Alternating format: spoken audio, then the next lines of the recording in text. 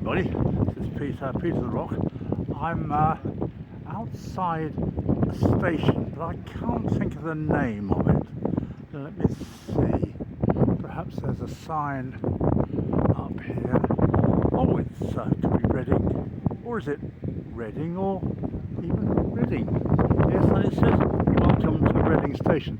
These signs are very useful for the people who are not really convinced about where they are or don't know where they are, but there are lots of signs saying that in fact that behind the building there is Reading Station.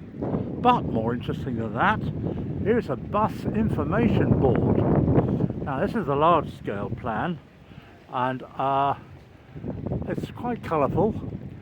University of Reading down there. I visited there once a long time ago, and I used to live at the top of this Peppard Commonway, Sonning Commonway at the top, which one day I'll go back to, but because my bungalow that I lived in is still there, but I don't think the pub that we used to drink in is. So it's a 50-50 whether I'll ever bother to go back there. But here we are. Here is the detail of the Reading Centre. Now you'll notice it's a very colourful display, and that's really handy. One thing is Reading is good at is colour, certainly when it comes to buses, for example. Now, of course, as luck would have it, as I wander away from Reading Station, where it says welcome to Reading Station, it's trying to convince me to go into this station, but I've just come out of it. And here is what would you call that? Cerise purple, very strange colour. There's an orange one. Now I saw a blue one in the previous video, so that's 3 colours. I wonder how many colours I can get to see today. But before we do that, oh, there's a grey one down there. Let's have a look at one of my favourite statues, which is of, let's have a look, am I allowed to walk on this? I don't know. His Majesty Edward VII.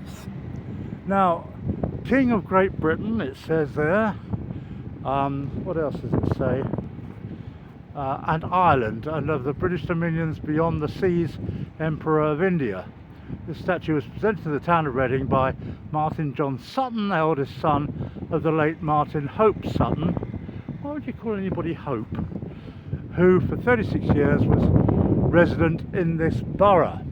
Well, I was resident in this borough for 8 months, so I don't think I'll bother with the statue.